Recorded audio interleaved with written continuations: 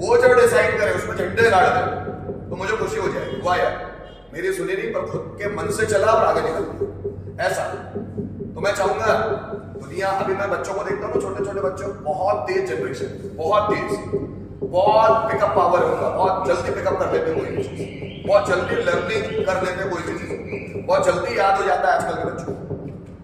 तो अगर आजकल के बच्चों के हिसाब से माँ बाप पढ़े लिखे नहीं रहे तो माँ बाप को है ना बेच डालेंगे मार्केट में जाके, आगे बेच डालेंगे, सच बता रहा हूं। इसलिए हम लोगों का पढ़ना लिखना बहुत जरूरी है। आने वाली जनरेशन से भी फास्ट बनना है तो पढ़ना लिखना शुरू कर दो। मैं तो हर किसी लड़की को बोलता हूँ क्योंकि फ्यूचर में लड़की माँ बनती है और जब वो माँ बनती है तो उसको पूरे परिवार को संभालना होता है। और कहा जाता है कि एक लड़की अगर अच्छे एजुकेटेड हो जाए तो उसकी 7 पीढ़ियां एजुकेटेड हो जाती है, क्योंकि माँ का बड़ा रोल होता है। जैसे मैं बोलता हूँ ना, राम को बनाने में कौशल्या माँ का बहुत बड़ा योगदान रहा है, शिवाजी महाराज को बनाने में जिजाऊ माता का बहुत बड़ा योगदान रहा है।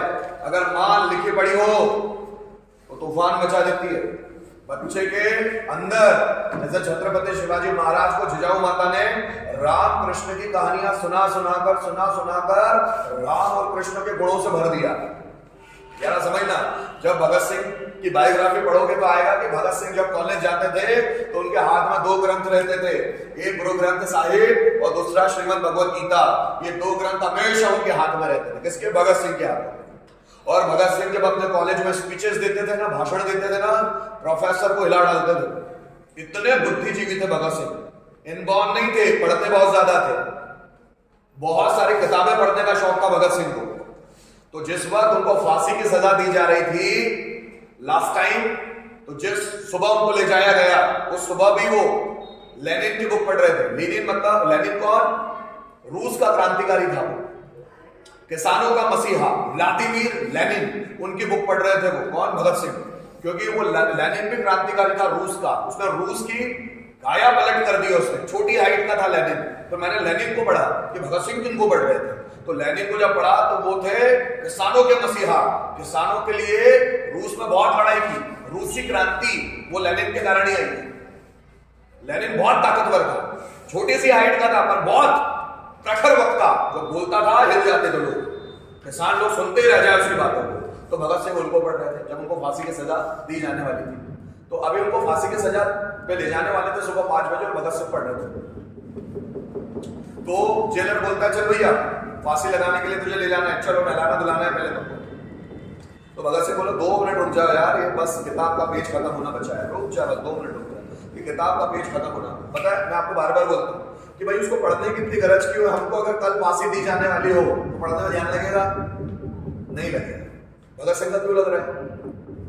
सोचने वाले। सुकरात, यूनान के सबसे बड़े फिलोसोफर, उनको जब, चूंकि वहां का यूनान को जो राजा था, उन राजा के खिलाफ बहुत बातें बोलते थे। खिलाफ इसलिए क्योंकि राजा वहां का अन्यायी था, और सुकरात जो थे वो एक सबसे सच्चे टीचर थे, तो लोगों को सही सही बात सिखाया करते थे। तो राजा को मिर्ची लग गई, तो राजा ने उनको कोर्ट में बुलाया, कोर्ट में फांसी की सजा दी गई।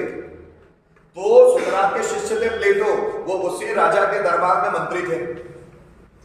तो राजा ने बोला, जैसे ही सुकरात को फांसी की सजा दे दी गई कि या तो हमारे खिलाफ स्टेटमेंट देना बंद करो, नहीं तो फांसी पे टांग देंगे तुमको, जहर का प्याला दे देंगे सालों को। फांसी नहीं दी जाती तो उसका जहर का प्याला दे देंगे तुमको। सुकरात बोला, मैं सच बोलना तो छोड़ूंगा नहीं, मार डालूंगा, सच बोलना नहीं छोड़ूंगा, मैं जो बोलता हूँ वो सच बोलता हूँ, और सच बोलने से किसी को भी बुरा लगता मुझे कोई फर्क नहीं पड़ता, सच तो बोलूंगा भले जान जाती हो जाए। उनको जहर का प्याला पीने की सजा दी गई। तो जहर का प्याला अगर कल सुबह दिया जाना है तो आज उनके शिष्य प्लेटो उनके पास जाते हैं कि गुरुजी मान जाओ यार, मत बोलो राजा के खिलाफ, गलत भी है तो जाने दो ना, आप अपना काम करो, उसके खिलाफ मत बोलो, मैं छुड़वा दूंगा आपको, मैं बोल दूंगा, उनसे रिक्वेस्ट कर लूंगा, बस आप उनके खिलाफ मत बोलना। प्लेटो, गलत बोलूंगा नहीं मैं, तू मेरा शिष्य है, कभी गलत बात सिखाई आज तक? तो बोले नहीं, कभी गलत नहीं बोलूंगा, मरता हो तो मर जाने दो, पर एक मरने से पहले भाई शरीर तो पूरी करेगा। प्लेटो बोलता, हाँ बोलिए, एक किताब ला के तो पढ़ना है। प्लेटो बुक लेकर आते पढ़ते हैं, रात भर पढ़ते हैं। दूसरे लोग पूछते हैं मरने के बाद क्या करेगा किताब पढ़ने का, नॉलेज कहां जाएगा?